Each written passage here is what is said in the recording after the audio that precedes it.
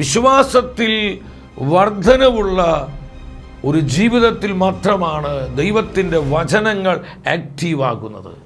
നമ്മുടെ വിശ്വാസം നിർജീവമാണെങ്കിൽ, നാമമാത്ര വിശ്വാസികളാണ് ഞാനും നിങ്ങളുമെങ്കിൽ, ദൈവത്തിൻ്റെ വചനം നമ്മിൽ നിർജീവമാകും, ആക്റ്റീവാകുകയില്ല. വചനം കേട്ടതുകൊണ്ടോ വചനം വായിച്ചതുകൊണ്ടോ വചനം നമ്മിൽ പ്രവർത്തിക്കില്ല. വചനം പ്രവർത്തിക്കണമെങ്കിൽ പൂർണ്ണമായും കർത്താവിൻ്റെ വചനത്തിൽ നീ വിശ്വസിക്കണം. ദൈവവചനത്തിലേക്ക് നിന്റെ ഹൃദയം ഉറപ്പിക്കണം. ദൈവവചനത്തിൽ നിന്നുള്ള ഓരോ വെളിപാടും അഭിഷേകമായി സ്വീകരിക്കുവാനുള്ള ഹൃദയ തുറവി പ്രിയ സഹോദര സഹോദരി നിനക്കും എനിക്കും ഉണ്ടാകണം. പൗലോസ്ലീഹ സഭയോട് പറയുന്നുണ്ട്, കൊരിന്തോസ് സഭയ്ക്ക് എഴുതിയ 2-ാമത്തെ ലേഖനം 13-ാം അധ്യായം 5-ാമത്തെ വചനമാണ്.